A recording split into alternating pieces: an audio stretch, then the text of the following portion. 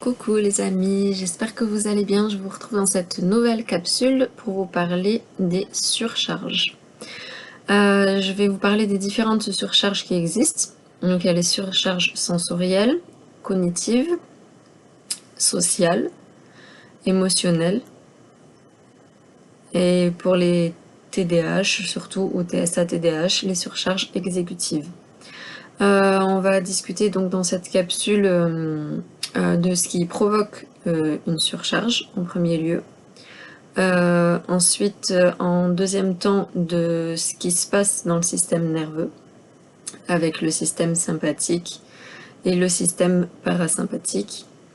Et en troisième lieu, les phases d'une surcharge, donc la phase avant, pendant, et puis ensuite après, ce qui se passe après. Les meltdowns et shutdowns aussi, une petite parenthèse là-dessus. Puis la récupération, et ensuite pourquoi le TSA et le TDAH augmentent le risque. Voilà, donc j'espère que vous êtes prêts pour cette capsule. Je suis très heureuse de vous retrouver à nouveau. Ça me fait vraiment plaisir. Et on va donc attaquer le sujet. Alors, qu'est-ce qui provoque une surcharge? Chez les personnes TSA et TDAH, ce qui va provoquer une surcharge, c'est que le filtrage neurologique, il est souvent moins stable et plus coûteux en énergie. La surcharge, elle peut venir donc de plusieurs choses additionnées. Ça peut être une surcharge, donc on va avoir différentes catégories. Ça peut être une ou plusieurs surcharges d'une catégorie ou plusieurs catégories mélangées. Donc la surcharge sensorielle, par exemple, ça va être trop de bruit et ou trop de lumière, les conversations, les odeurs, les mouvements, les contacts physiques, les vêtements inconfortables, la chaleur, le froid, les écrans. Le cerveau, il ne coupe pas bien les informations secondaires. Dans la surcharge cognitive, ça peut être trop de pensées simultanées, quand on cogite trop, quand on rumine, quand on va ressasser quelque chose qu'on a vécu, voilà, quand on a eu une conversation ou quand on a fait une activité avec quelqu'un, etc. On va beaucoup cogiter sur ce qu'on a dit, ce qu'on a fait, ce qu'on aurait dû dire, etc. Et on peut se surcharger à ce moment-là, ou avec des angoisses, etc. Les décisions, ouais, quand il y a trop de décisions à prendre ou qu'on nous presse pour nous décider là maintenant tout de suite.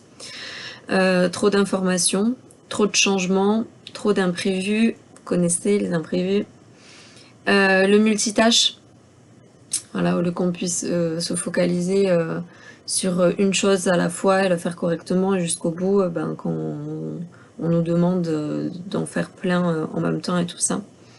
Les consignes qui vont être floues, les interruptions, quand on va essayer de suivre le fil d'une idée, et que quelqu'un va tout le temps nous couper la parole, rebondir, etc. Ou quand le téléphone va sonner, ou enfin voilà, le téléphone va sonner, on va se remettre à la tâche, puis après c'est à la porte d'entrée que ça va sonner, puis on va se remettre à la tâche, enfin voilà, quand on va être coupé.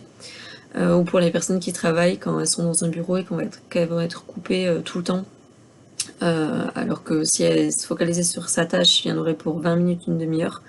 Et le fait d'être tout le temps interrompu, ça peut créer cette fameuse surcharge cognitive. Et du coup, le cerveau TSA-TDAH dépense beaucoup d'énergie pour organiser et pour prioriser. Ça peut être une surcharge sociale. Trop de décodage social, trop d'adaptation, une surveillance des réactions des autres, constante. Les conversations qui vont être très longues, le masquage, quand on va être dans une conversation où on peut pas être soi-même avec quelqu'un, où on peut pas être soi-même et qu'il va falloir tout le temps masquer et que ça commence à durer au niveau du temps. Et trop d'efforts pour paraître normal. Le masquage, c'est quelque chose qui va être très très énergivore neurologiquement. La surcharge émotionnelle, donc le numéro 3. Trop de stress, trop de frustration, trop de conflits, pendant une dispute ou quoi, si on n'est pas dans de la communication non violente, avec les «je ressens», «je» et tout ça, et que la personne en face, ça dit «tu, tu, tu», ou que ça monte dans le rythme, dans le débit, dans l'énergie, dans la froideur, dans la colère, ou que ça nous crie dessus, ou qu'il y a des violences verbales, bon, sans parler des physiques, mais s'il y a des violences verbales, des injures, etc., ça peut surcharger. La peur, l'émotion de la peur, la honte, l'excitation intense aussi, parce qu'on parle des émotions négatives, mais ça peut être les émotions positives. Oh tiens, la mouche! C'était une autre capsule vidéo, ça là. Donc oui, les excitations intenses, ça peut être aussi les émotions positives. Si on a hâte de quelque chose, je repense par exemple quand j'étais petite, qu'il y avait Noël, l'excitation de Noël, d'ouvrir des cadeaux, etc. Ça faisait que je ne dormais pas la nuit d'avant, et que en fait je ruminais à fond sur le lendemain, sur l'excitation de cette fête, ou de la famille qui arrive de loin, etc., les retrouvailles et tout. Et en fait, toute cette joie, trop de joie, ou pour les vacances au ski qui étaient préparées, à me dire que voilà, c'était le départ le lendemain et tout, j'arrivais pas à m'endormir. Et en fait, ça me surchargeait à cause de cette excitation. Et les changements affectifs, quand on change de relation, quand il y a des ruptures, ça fait un cocktail molotov d'émotions qui font que ça explose. Quand on se met en couple aussi, avec les émotions positives, les hormones aussi qui vont jouer un rôle là-dessus. Et puis les peurs et les angoisses aussi, avec cette nouvelle relation où on ne sait pas si ça va durer ou pas, si on a bien misé sur la bonne personne et tout, si on a bien fait de faire confiance à la personne. Les peurs, les angoisses, avec les grandes peurs qu'on a en nous, l'abandon, le rejet, l'humiliation, les injustices et tout ça, on a vraiment peur de toutes ces choses-là. Je parle de la relation amoureuse, mais ça peut être amicale ou quoi, ou familiale, et les changements affectifs aussi, ça peut être quand on est dans des relations avec des pervers narcissiques, ou des personnes qui vont manipuler et qui vont souffler le chaud, le froid, ou qui sont pas forcément pervers narcissiques, mais qui sont complètement instables émotionnellement et immatures émotionnellement, et qui savent pas du tout ce qu'ils veulent ni où ils campent, ou qui ont des profils évitants, et qui vont pas savoir ou vouloir s'engager, et ça peut être très très compliqué du coup de ressentir toutes ces émotions contradictoires, et tous ces changements affectifs de la part de quelqu'un d'autre qu'on a fait rentrer dans notre vie ou qui fait partie de notre vie depuis longtemps. Les émotions fortes, elles vont augmenter l'activation du système nerveux. Quelque chose qui va être très TDAH, c'est la surcharge exécutive, donc quand il y a trop de tâches, la difficulté à commencer, la difficulté à choisir, la difficulté à prioriser, la fatigue mentale et le blocage. Quand le cerveau bug parce que les fonctions exécutives saturent. Petit 2, nous allons voir qu'est-ce qui se passe dans le système nerveux. Le système nerveux autonome gère automatiquement la vigilance, le stress, la sécurité, le repos, la digestion, la fréquence cardiaque et la respiration. Il possède deux grands modes, le système sympathique et le parasympathique. Le système sympathique, ça va être le mode alerte, le mode survie. Warning, warning, warning. C'est celui qui va s'en prendre plein la gueule. Il prépare le corps à fuir, à lutter, à se protéger. Il augmente les tensions musculaires, il augmente la fréquence cardiaque, il augmente la vigilance, la sensibilité sensorielle et l'adrénaline. Un peu comme une gazelle coursée par un lion. Tout va venir s'activer et s'augmenter pour pouvoir se barrer au plus vite, se défendre, contre-attaquer, etc. Chez les personnes TSA et TDAH, le système peut s'activer donc plus vite et plus fort que les personnes neurotypiques. Le cerveau, il va détecter plus de choses comme importantes ou menaçantes. Par exemple, quand on va faire les courses dans un supermarché, bah, même, un supermarché, ou alors, une discussion simple, ou une lumière qui va être agressive, ben, ça peut activer ce mode. Là où chez les personnes neurotypiques, ça va pas du tout l'activer. Et du coup, il y a son copain, le système parasympathique, le mode de récupération et de repos, qui va servir à calmer, à récupérer, à digérer, à ralentir et à réparer. Quand il fonctionne bien, le corps redescend, les muscles se relâchent et le cerveau récupère. Par exemple, quand le système sympathique il va s'activer et tout ça, euh, j'ai été à la banque avec ma mère et mon frère. On pensait qu'il y en avait pour 20 minutes, et en fait c'était 1 heure chacun. Mon frère est passé en premier. Enfin bon, tout a été mal anticipé, mal géré, mal organisé, tout ça. J'ai mis ma casquette trop tard quand je me suis pris la lumière plein la gueule. J'ai mis le casque anti-bruit trop tard quand je me suis pris les bruits d'aspirateur de la femme de ménage, du téléphone, les mails qui arrivaient, la porte d'entrée et les bruits de paroles de gens. Moi j'ai pris plein la gueule, j'ai mis le casque trop tard. Euh, je savais pas qu'il y en avait pour autant de temps, donc au début j'écoutais la conversation entre mon frère et la banquière et je l'écoutais répondre aux questions, pensant que c'était important. J'essayais de retenir toutes les infos, alors que c'était pas important, qu'il fallait pas. J'étais sur mon téléphone portable du coup un peu trop tard à essayer de mettre un jeu, mais c'était trop tard et trop compliqué. Et dans cette pièce, la personne avait mis le chauffage à fond. J'ai enlevé toutes mes couches de veste. Par chance, en dessous, j'avais un petit t-shirt à la fin de la dernière couche.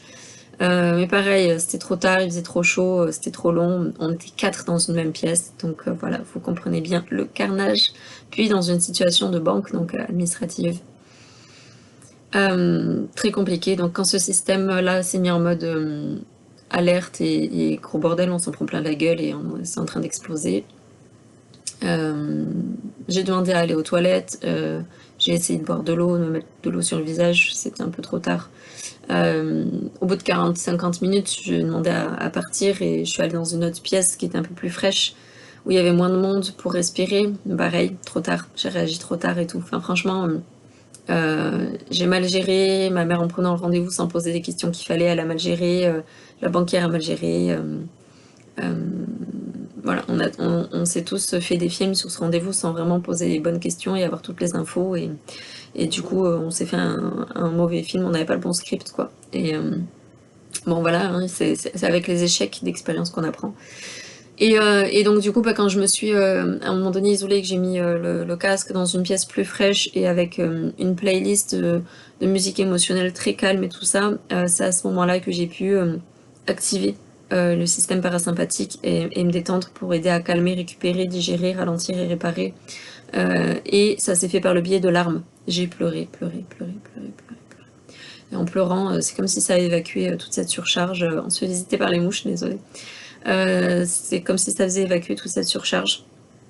À un moment donné, mon frère est sorti de la banque, j'ai pu aussi lui faire un câlin, et par le biais de ce câlin, j'ai pu pleurer, ça a dégagé l'ocytocine et tout ça, et ça m'a aidé à évacuer. Donc voilà, c'était trop tard, hein, le mal était fait. Mais ça aide à récupérer, et bon, après on est explosé, hein, après on est vraiment fatigué, et il faut dormir, il faut essayer d'aller en forêt, à l'océan, à la montagne, la nature qui approche de chez soi, ou j'en sais rien, mais se mettre dans sa bulle, dans le noir et tout, mais compliqué, le carnage est fait, quoi. Comme si on s'en prenait plein la gueule avec des obus et tout à la guerre, et que ben, après on pense les blessures, on recoue, on met des crèmes cicatrisantes, on met des glaçons, du froid et tout, voilà, on essaie de se mettre bien après, mais il y a les plaies qui sont là et qui font mal, et qu'il va falloir qu'elles cicatrisent, quoi, avec le temps. Avec 24 heures, 48 heures, 3 jours, une semaine, ça dépend. On est tous différents là-dessus. Quand il fonctionne bien, ce système parasympathique, le corps, du coup, il va redescendre, les muscles vont se relâcher et le cerveau va récupérer. Sachant que, par exemple, pour mon expérience de la banque, là, c'était une fois. Mais rajouter dans la même journée, par exemple, 3 épisodes comme ça, ou dans la même semaine ou les jours consécutifs, ben ça va moins bien récupérer, moins bien fonctionner, et on va plus vite pleurer ou faire d'autres crises. On va en parler après des autres crises sinon qui peuvent se faire. Et, euh, et après c'est plus c'est plus compliqué. Est-ce que ce système fonctionne et est-ce que ça répare et on va mettre plus d'heures, plus de jours, plus de semaines même, et ça peut mener au burn-out à la fin, si on est trop dans sympathique, parasympathique, sympathique, parasympathique. On s'en prend plein la gueule, faut réparer. On s'en prend plein la gueule, faut réparer. Ça fonctionne moins bien. C'est comme une blessure, voilà, tu bourrines dans le sport, tu te fais une entorse ou une fracture, faut réparer. Tu bourrines dans le sport, tu te fais une entorse ou une fracture, faut réparer. Bah, au bout d'un moment, ton membre, il n'arrive plus à réparer la fracture ou au niveau de l'entorse où il y a trop de douleur et tu peux plus faire de sport, quoi, au bout d'un moment, quoi. Parce que ça se répare plus et ça y est, t'es cassé. À vie ou t'es cassé pour un bon moment, quoi. Donc voilà, donc ce système parasympathique, quand il fonctionne bien, donc je disais, le corps va redescendre, les muscles se relâchent et le cerveau récupère. Et après une surcharge, beaucoup de personnes TSA, TDAH ont du mal à revenir rapidement dans cet état. C'est ce qui fait que pour moi, m'isoler, avoir bu l'eau, m'être mis de l'eau sur le visage, avoir mis ma playlist de musique, avoir été faire pipi, j'avais envie de faire pipi, voilà, donc j'ai soulagé ma vessie, j'ai dit à ma vessie c'est ok, t'es détendue, je me suis hydratée, donc l'eau, le frais dedans, ça donne aussi une info dans la température corporelle, parce qu'on surchauffe, donc ça rafraîchit, l'eau sur le visage aussi, c'est genre, ça fait du bien, ça donne des infos où on est apaisé. La musique tranquille, hein, pas de la musique d'excité ou d'énervé de la vie. La respiration aussi. J'ai inspiré 4 secondes, j'ai bloqué, j'ai soufflé 6 secondes. Et le fait d'inspirer moins de temps, de bloquer un petit temps et d'expirer plus longtemps, on fait croire au corps et au système nerveux qu'on est détendu, qu'on se relâche, qu'on médite, que voilà, que tout va bien, genre on est dans une forêt tout calme, ou on est dans un massage, dans un spa. Alors que c'est faux, on est à la banque. Et ça permet, hop, d'aider le système parasympathique à s'enclencher. Voilà, il y a des petites astuces, sachant que plus on va être exposé et moins ça va fonctionner, hein, parce que le corps il est pas con, il est pas dupe, hein. Il va se dire non mais tu me l'as déjà fait et ça marche pas, on va pas se détendre parce que c'est faux. Donc ça marche quand on fait attention de pas trop s'exposer, de pas trop s'en prendre plein la gueule dans les surcharges. Ouais, quand il a du mal à s'enclencher, en fait, le système nerveux il va rester tout le temps allumé. C'est ça le problème. Voilà. Les phases d'une surcharge. La phase avant, ce qui se passe pendant, après, et les meltdowns, shutdowns et tout ça. Alors, la phase avant de la surcharge. Le système nerveux va commencer à saturer progressivement. Il y aura des signes fréquents à observer. Les amis, l'entourage, le professionnel. Parce que des fois, nous, en tant que personnes autistes, on ne va pas forcément se rendre compte des signes. Mais vous, l'entourage, vous allez pouvoir les capter. On va être plus irritable. Il va y avoir l'irritabilité. Une fatigue soudaine. On peut bâiller, on peut mettre du temps à répondre aux questions, être à côté de la plaque. L'hypersensibilité au bruit, à la lumière. On va, voilà, comme je disais, moi j'ai demandé la casquette, j'ai mis le casque. Ça peut être demande de lunettes de soleil ou autre. On peut se faire exploser les yeux, exploser auditivement. Le tic-tac d'une horloge que de base on ne supporte pas, là ça va vraiment nous faire une douleur profonde dans l'oreille. Voilà, on a déjà une sorte d'intolérance. Et quand on arrive au moment de la surcharge, quand on est dans la pré-surcharge, ces signes-là vont être plus importants, plus graves, plus lourds, plus douloureux. La difficulté à réfléchir, à trouver les mots, à répondre à des questions, à faire appel à notre mémoire, à se rappeler des choses, la sensation d'être plein, une difficulté à parler, à s'exprimer, une agitation, on peut commencer à faire des stimes au niveau des doigts, des jambes, à bouger, un besoin de contrôle, avoir besoin de reprendre le contrôle, une grande difficulté au changement. Bon, ça déjà on l'a de base, mais là ça va être pire. Le moindre petit changement, ça va nous bloquer et nous saturer. Une envie d'isolement. Donc c'est ce que je vous disais, j'ai voulu partir dans une pièce plus fraîche, toute seule, par exemple à la banque et tout. Il fallait que je me barre, il fallait que je parte d'ici. C'est ce qu'on disait pour le système sympathique qui prépare à la fuite. C'est pour fuir, il fallait fuir. Se barrer de là, quoi. C'est plus possible. Là, la lumière, la chaleur, le machin, si je reste, je meurs. J'explose, je pète les écrans, je hurle sur les gens, je vomis sur place, je fais une crise cardiaque, j'en sais rien. mais je décède en fait à ce moment-là. Donc il faut se barrer, fuir. La sensation d'une pression interne, on peut encore plus sentir son cœur dans les tempes, le pouls en fait. On peut sentir les angoisses, faire une crise d'angoisse aussi, avoir du mal à respirer, un poids sur la cage thoracique. On peut faire des erreurs inhabituelles, faire tomber un verre, renverser quelque chose, voilà, ou sur le moment, il fallait envoyer ma carte d'identité par mail, par exemple, à la dame, là. Et j'ai relu je ne sais combien de fois son adresse mail pour savoir si j'avais bien mis toutes les lettres avec le arrobase et puis si c'est .com, .fr et tout ça, si j'avais bien mis le bon truc. Chose que de base quand même, je peux lire un nom, point, prénom, arrobase, machin. Bah là, le nom, le prénom, j'ai regardé plein de fois si c'était les bonnes lettres et tout, et on a vérifié avec mon frère. J'ai demandé à mon frère de vérifier si l'adresse était bonne aussi. Donc voilà, des erreurs inhabituelles ou vraiment un problème pour des choses simples où le cerveau il bug, quoi, il n'y arrive plus. Des oublis aussi, faire des oublis, sentir une tension musculaire, tout va se crisper et tout. Si on s'observe, on peut voir que les pieds vont être plus appuyés sur le sol, ou qu'on peut serrer nos poings, ou la mâchoire peut être crispée, au niveau des cervicales aussi, du dos. La respiration peut être plus courte. D'habitude, on peut, si on y arrive, à être détendu dans la vraie vie, respirer par le ventre et tout avec des amplitudes. Là, la respiration, elle peut être aussi plus haute par la poitrine et plus courte, au lieu d'être avec des amplitudes plus lentes d'habitude. L'accélération du rythme cardiaque, bon, j'en ai parlé avec le pouls, sentir le pouls. La montée d'anxiété, j'en ai parlé avec la pression sur la poitrine physiquement. Et les difficultés à filtrer les sons. Déjà de base, on se prend tous les sons de même équivalence, là où les personnes neurotypiques vont réussir à se concentrer sur une conversation et bloquer voilà, le bruit des mails, du téléphone, les bruits des gens extérieurs ou quoi, les mettre moins fort ou les bloquer complètement. Nous, on se prend tout plein la gueule et on n'arrive plus du tout à filtrer les sons. Donc même si on nous parle, on n'arrive même pas à répondre parce qu'en fait, on n'entend pas. Tellement qu'on entend le reste, ça peut être très compliqué. Ou j'ai été au téléphone aussi avec ma tante, par exemple, et je suis toujours par haut-parleur, parce que sinon, si je mets le téléphone là dans l'oreille, ça m'explose l'oreille. D'entendre la personne dans mon oreille, c'est fort, c'est horrible, et j'ai l'impression qu'elle est dans ma tête, c'est affreux quoi, j'ai besoin d'une sorte de distance physique même, sans parler de l'audition et de la douleur.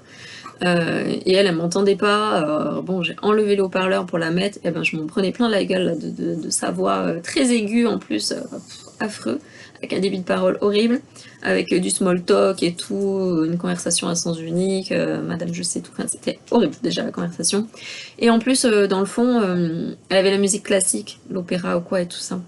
Et comme les gens qui vous appellent et qui ont la télé derrière ou la radio derrière, bah là il y avait la musique classique. Et j'arrivais pas à filtrer, donc je me tapais les deux en même temps.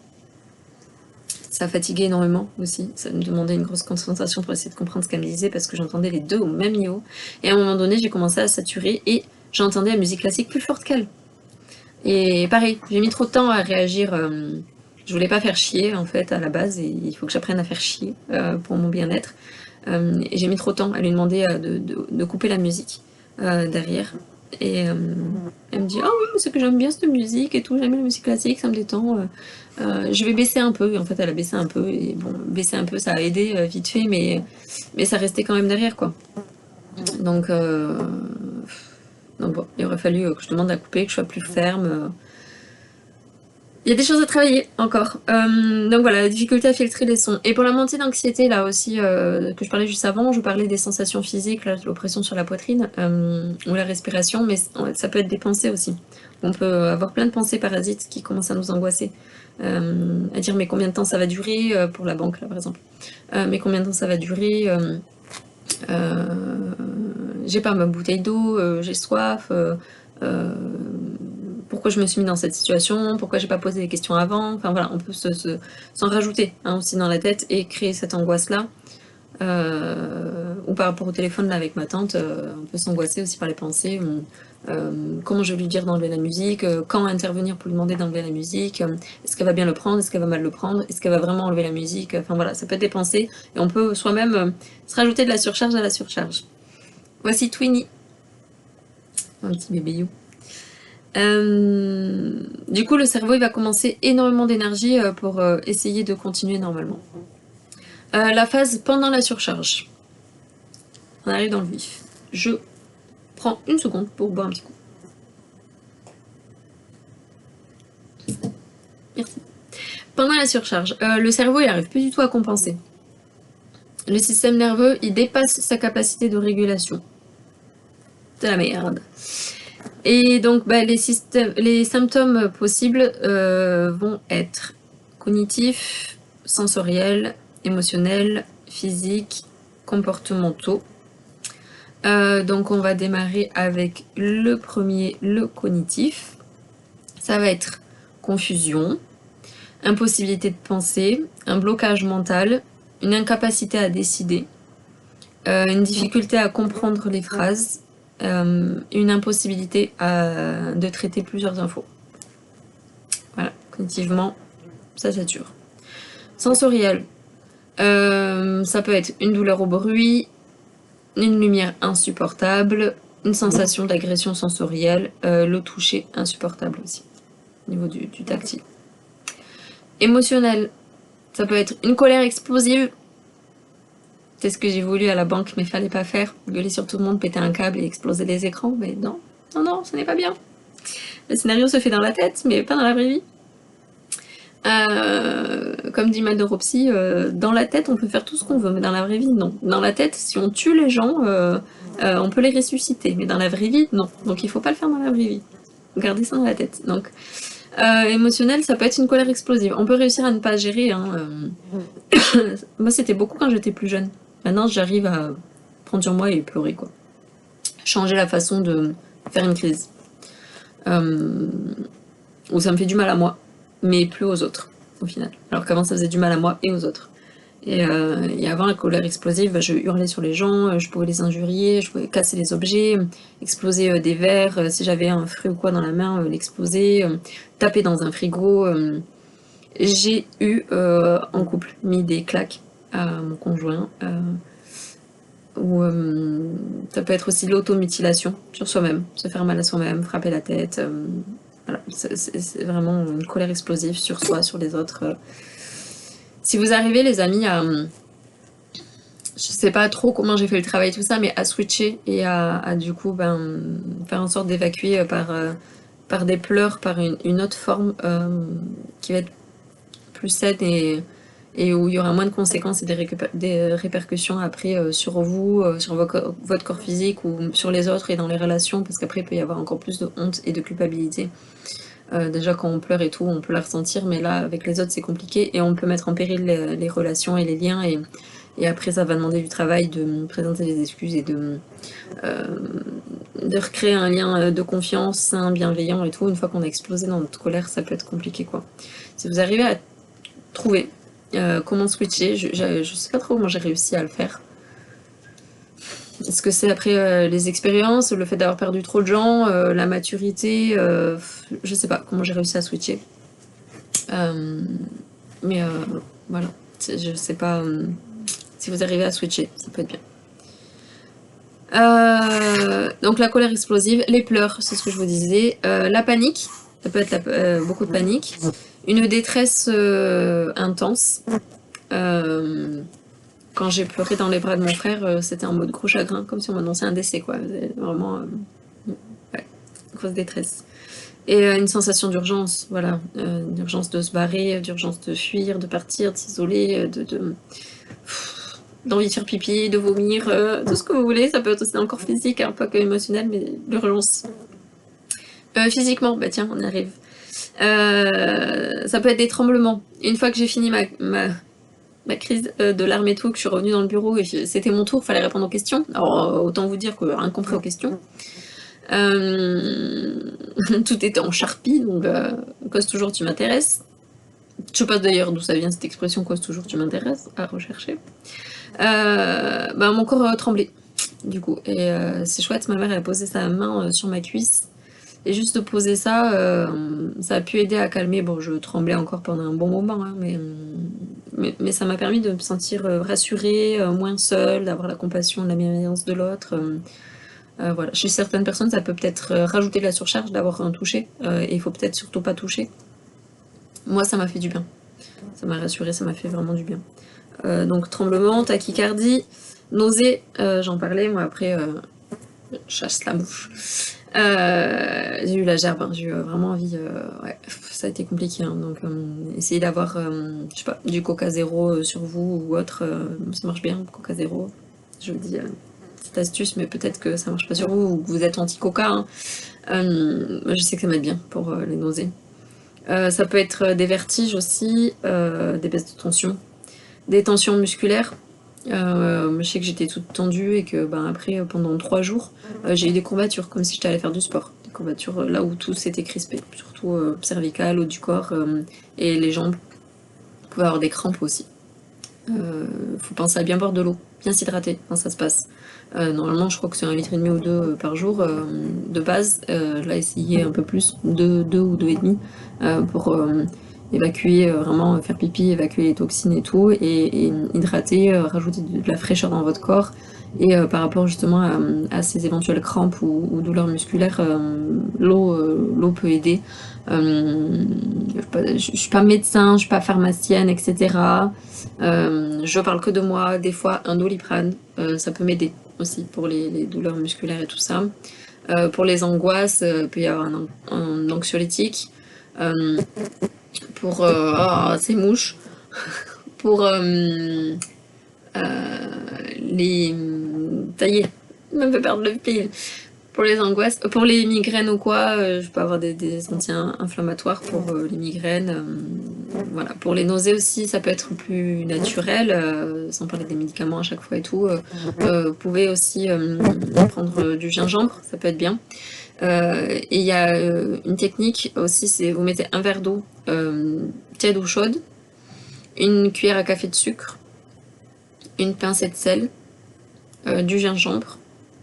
Le goût, c'est pas ouf du coup, hein, c'est moitié nature, un peu de gingembre. Vous pouvez, si vous voulez rajouter du goût, vous mettez un petit peu de sirop de violette ou de sirop de quelque chose, ça rajoute un peu de sucre ou une infusion de thé. Et sinon, que la recette que je vous ai donnée. Et en fait, ce mélange au choix de gingembre et surtout sel et sucre, ça va relancer tout le système. Et au niveau cardiaque, ça va donner un shoot avec les électrolytes ou électrolyses. Désolée, je n'ai pas le bon mot. Si vous avez envie de commenter, vous pouvez dire en commentaire si c'est électrolyse ou électrolyte. J'irai rechercher moi aussi, donc désolée, j'ai pas le mot exact. Mais ça va vraiment relancer tout ça, ça va mettre un coup de boost et ça aide assez instantanément à aller mieux. Soit vous prenez rapidement ce verre, soit si vous avez vraiment beaucoup de nausées, que petite gorgée par petite gorgée, sur 1 heure, sur 2 heures, sur 3 heures, voilà, tranquillou. Vous faites pas gerber, buvez pas tout, voilà. Écoutez votre corps, faites avec votre rythme, prenez soin de vous. Alors physiquement, donc je parlais des nausées, des vertiges, des tensions musculaires, la sensation de chaleur aussi, ce que je vous disais, hein, moi je me suis déshabillée pour être en t-shirt. À la fin, il y a une pochette plastique avec des papiers, j'ai pris les papiers dedans, je m'éventais et tout. C'est chaud quoi, c'est chaud, j'avais l'impression d'être en ménopause ou quoi là, ça va avec les bouffées de chaleur, hein. Gros carnage. Et, et une fatigue brutale. Excusez-moi, je dois brancher. Sinon, ça va s'éteindre. Je verrai si je coupe ça au montage ou pas. Ça dépend le temps que je mets à brancher ça. Hop. C'est bon. On verra si je le coupe au montage ou pas si j'y pense. Et si j'oublie ou quoi, désolée pour cette petite aparté. Sensation de chaleur, fatigue brutale et respiration difficile. Certaines personnes peuvent suffoquer, ou ça m'arrive pas, mais je sais qu'il y a des personnes qui peuvent vraiment suffoquer ou hyperventiler et tout ça là. Donc je sais qu'il y a des systèmes avec comme du truc en papier craft là, une poche et tout pour respirer dedans ou quoi. à tester pour les personnes qui font ça. Sinon, n'hésitez pas à vous renseigner sur internet et tout ça, à des trucs et astuces pour vous aider, pour que quand ça vous arrive, ben, vous ayez sur, par exemple, moi c'est les nausées, donc j'ai ma bouteille une canette Coca Zéro tout le temps à proximité au cas où, une bouteille d'eau et tout ça pour m'hydrater. Vous, si c'est la respiration et que un sac, respirer dans un sac et tout ça vous aide, ben, mettez ce sac craft voilà, avec vous. Partez toujours avec un sac à dos, un sac à main, voilà, peu importe, avec votre kit de survie, quoi, hein, que ce soit casquette, lunettes de soleil, casque anti-bruit, jeu de mots fléchés, dessin, j'en sais rien, un portable avec une batterie pleine ou un chargeur pour écouter la musique ou quoi, enfin voilà, être sur YouTube, les réseaux sociaux, écrire, enfin j'en sais rien, moi, tout ce qui est votre refuge ou des jeux sur téléphone, et puis des sprays s'il faut, des brumisateurs ou quoi, pour du frais, de l'eau ou je parlais du coca ou du sucre, une compote ou un truc comme ça, si vous faites des malaises à go, des baisses de tension qui vont remonter, voilà, essayez d'avoir sur vous plusieurs couches aussi, du débardeur jusqu'au blouson limite en fait, hein, si vous avez chaud, froid, excessivement chaud sur le moment et puis après vous grelottez, vous avez froid. Essayez d'avoir quand vous partez, voilà, une espèce de kit de survie, c'est mon petit conseil. Ensuite, revenons à nos moutons. On était dans les symptômes possibles, on en avait fait plusieurs, tac tac tac, on a fini le physique, les comportementaux. Je triche un peu, hein, parce que je suis ma liste quand même, hein, parce que sinon, je parle dans tous les sens. Hein. Les comportementaux. Chez certaines personnes, donc ça peut se traduire en crise, ce que je vous disais, hein, explosif sur les gens, ça m'est eu arrivé. Hein. Des cris, de l'agitation, un besoin de partir, moi j'ai choisi celui-là, me casse. Des mouvements répétitifs d'estime. Chez d'autres personnes, ça peut être le mutisme, un figement, j'enlève une mouche, une incapacité à répondre, shutdown, dissociation, immobilité. De voir le mot dissociation, ça me fait penser à une amie. Si tu vois cette vidéo, dissociation, je sais que tu te reconnaîtras. La partie meltdown et shutdown.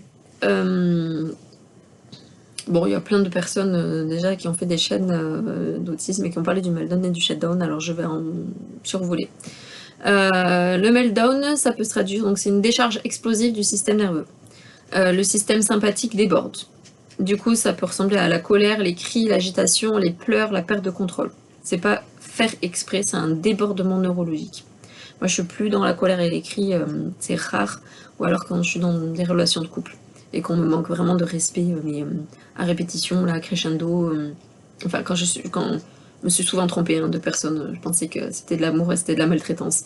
Et ça m'a fait péter des câbles. Injustice sur injustice, mensonge sur mensonge, manque de respect sur manque de respect, ça a été très compliqué. Et chaud, froid, chaud, froid, chaud, froid. Et là, ça a explosé. Colère, cri et tout, ça a explosé. Je perdais complètement le contrôle de moi-même. Hein. Je n'étais plus du tout maître de moi-même. Comme on dit, on est hors de soi. Et ben, les gens, tu m'as mis hors de moi. Hein, j'ai été, si on est dans la communication non violente, hors de moi. C'est ça, on sort de soi et il y a le chétan, il y a un démon, il y a le diable qui prend possession de soi et qui hurle, qui pète un câble. Voilà, c'est toute la douleur, en fait, toute la violence qu'on s'est pris dans les surcharges, dans le manque de respect, enfin voilà, peu importe, toutes les violences qu'on s'est pris. Eh ben, on va les retraduire de la même intensité en fait à l'autre.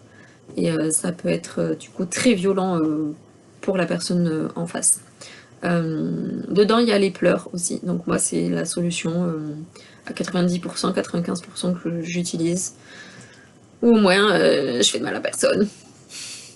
Hormis à moi-même, mais voilà. Les shutdowns, le cerveau va couper pour survivre. Donc le système nerveux, il passe en protection par l'inhibition. Ça peut ressembler au silence, l'immobilité, l'absence. Plus personne qui est dans le corps là, mais par contre c'est genre... j'allais dire poisson rouge, non, c'est rien, poisson rouge, mais le néant quoi. Plus personne qui habite le cerveau. L'incapacité à parler, une lenteur extrême, un besoin de se cacher et un épuisement total. Forcément, ça, l'épuisement, on le retrouve tout le temps. Et maintenant, on va parler de la phase après la surcharge. Donc le système nerveux, il reste souvent épuisé. Même quand la situation elle est terminée, le corps peut rester activé longtemps. Ça se voit que je suis lassée de cette histoire à chaque fois. Ouais, c'est chiant, hein, c'est chiant. C'est-à-dire que ça reste un bon moment, hein. Des heures après, des jours après, on met des semaines à s'en relever parfois. Ou alors pire, hein, ça part en burn-out. Compliqué quoi. Alors les symptômes qu'il y a après, une fatigue énorme, un sommeil long. Au contraire, ça peut être aussi des insomnies cogitées et tout pendant un bon moment et après on dort au bout de quelques jours. Mais pendant plusieurs jours, ça peut être de l'insomnie.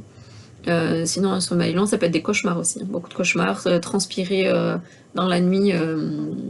Comment ça s'appelle aussi? Les terreurs nocturnes. Des terreurs nocturnes aussi. Et les mouches. Des douleurs, forcément. Un brouillard mental. On peut être dans le pâté pendant des heures qui suivent ou des jours qui suivent. Une hypersensibilité persistante. Une hypersensibilité émotionnelle, mais une hypersensibilité aussi encore à la lumière, au bruit et tout ça. Ça peut être compliqué pendant les heures, des jours qui suivent. Un besoin de solitude, des difficultés à parler, une irritabilité, une sensation de cerveau vidé, un ralentissement.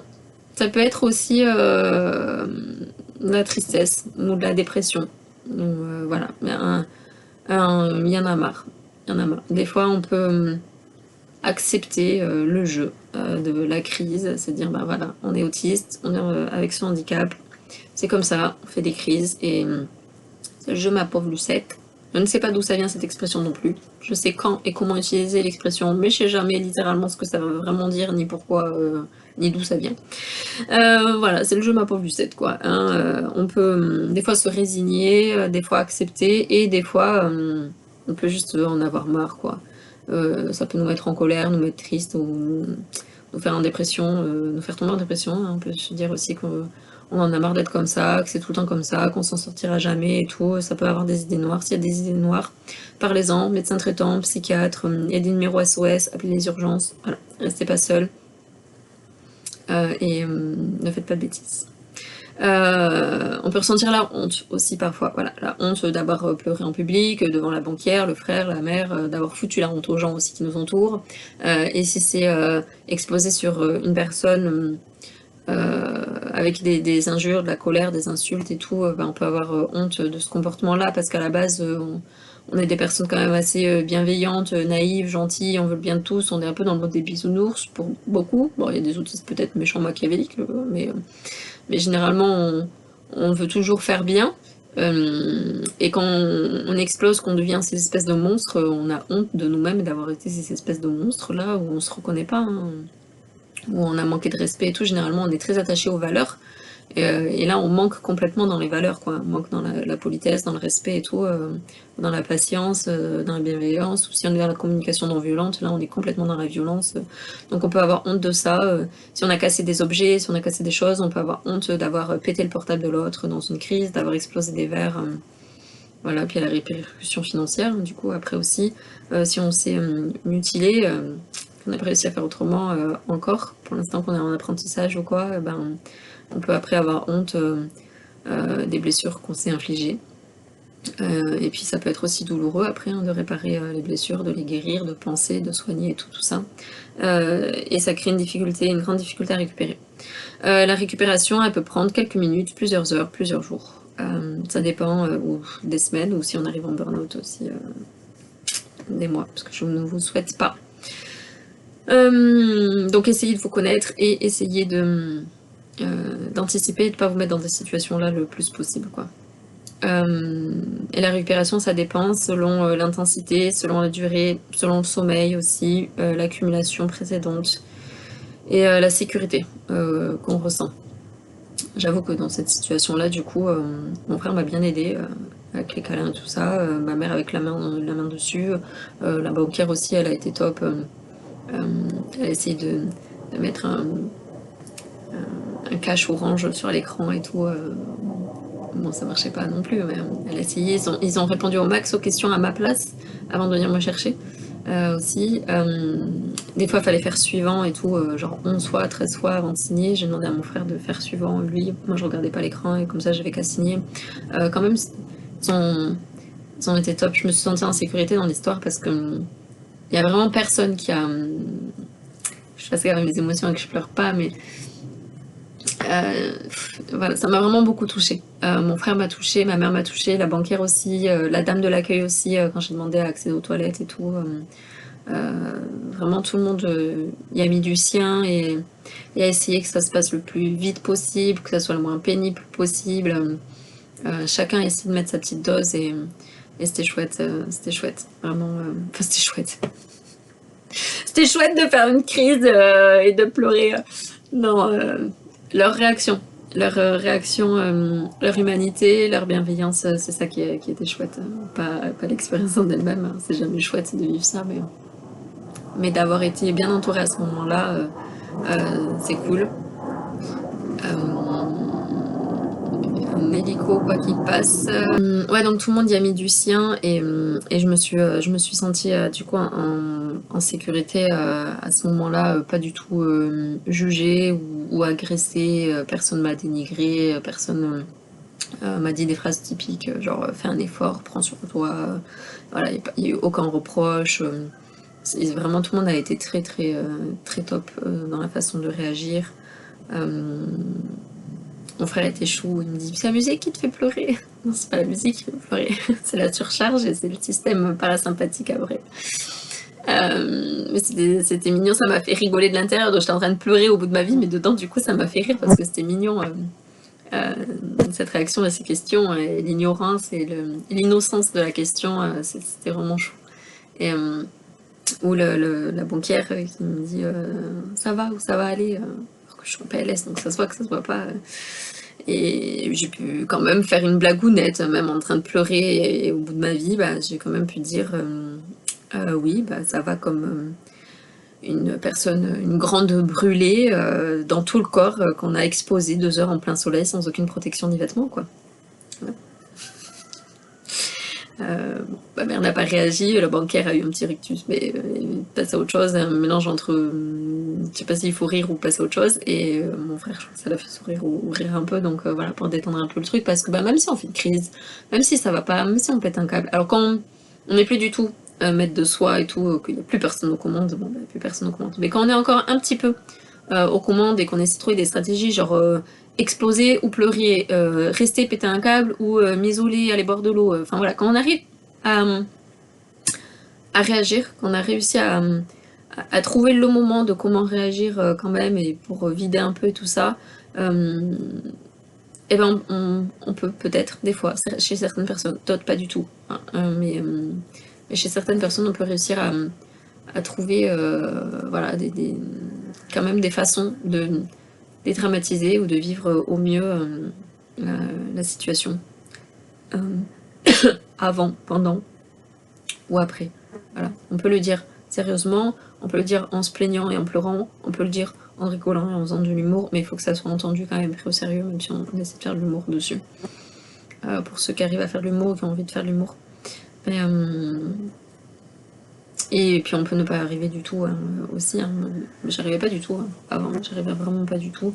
Mais plus j'ai appris à connaître, à comprendre, à déceler, à m'introspecter, plus j'ai réussi à petit à petit avoir des astuces, à apprendre de mes erreurs et à ne pas les recommencer. Donc voilà, je vous encourage à essayer si vous y arrivez, si votre forme d'autisme vous permet d'y arriver. Parce que il y a des formes d'autisme qui vous permettront jamais d'y arriver.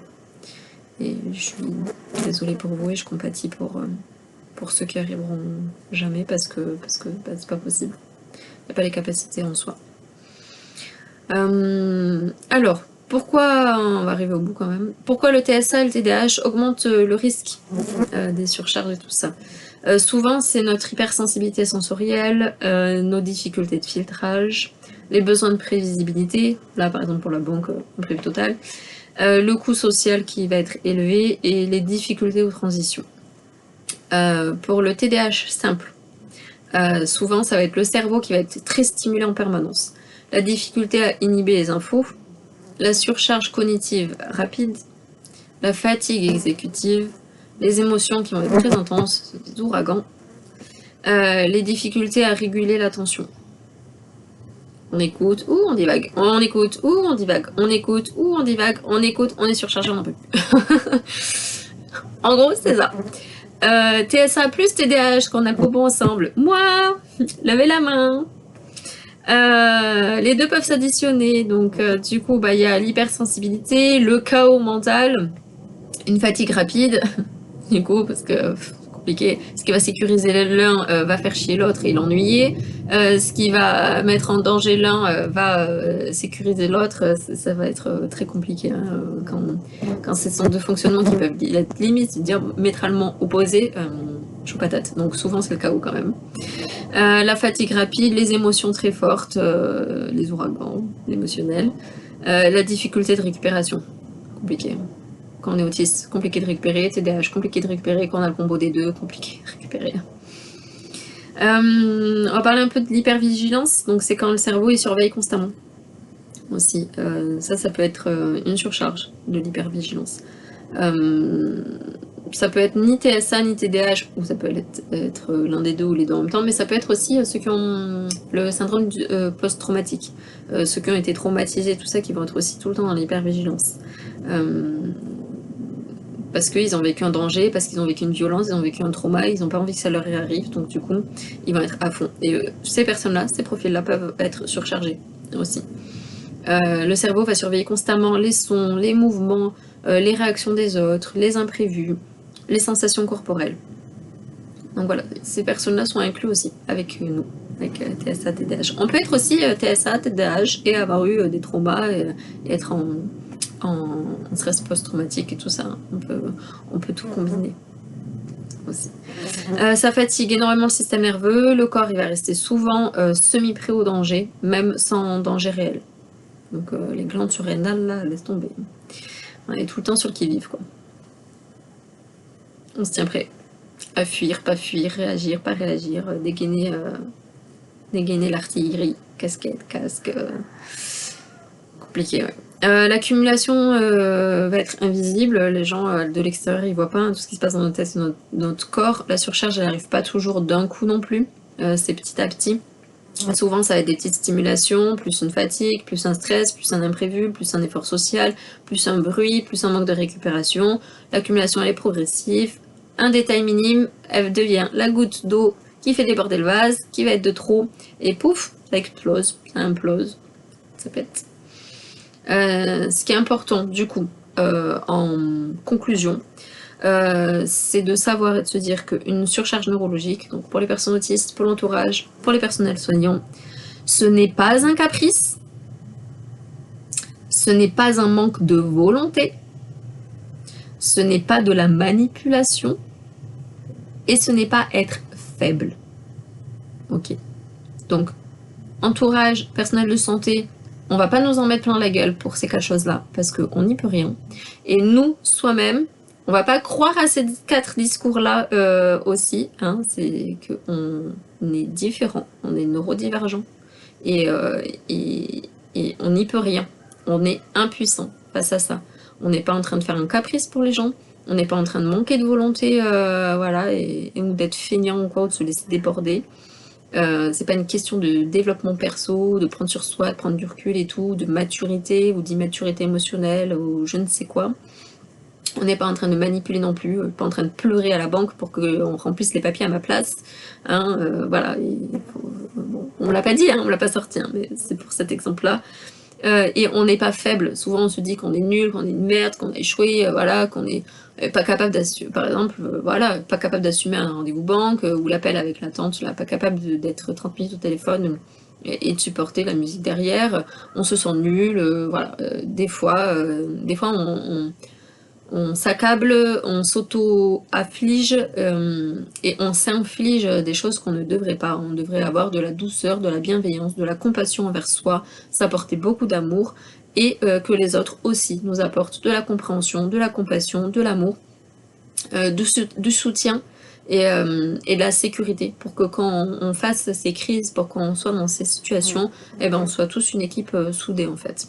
C'est un état qui est physiologique, qui est réel, et c'est un état qui vient du système nerveux, et voilà. Donc pour les personnes qui vont être malveillantes et tout, qui vont parler de caprice, de volonté, de manipulation ou de faiblesse, eh ben, vous savez pas de quoi vous parlez, il ferait mieux de vous taire, de tourner la langue 7 fois dans la bouche. Je crois que c'est ça l'expression. Pourquoi 7 on ne sait rien. Tourner une langue dans une bouche, est-ce que vous l'avez vraiment fait, vous tourner une langue dans une bouche? Bon, c'est vraiment, vraiment chaud. Les expressions, franchement, c'est quelque chose. Hein. Je sais pas qui a inventé ça. Ouais, donc vous ferez mieux de réfléchir, hein, ceux qui sont méchants, là. Les méchants. Arrêtez d'être méchants. Donnez-vous de l'amour à vous-même et donnez-nous de l'amour et foutez-nous la paix et foutez-vous la paix. Hein, c'est cool. Voilà, bon ben on a fini. C'était un épisode sur les surcharges avec ma petite expérience perso de la banque ou de l'appel à la tata. Je vous fais des gros bisous et puis je vous dis à bientôt pour une nouvelle capsule. Et désolée pour les mouches quand elles sont dessus. Bisous. Salut.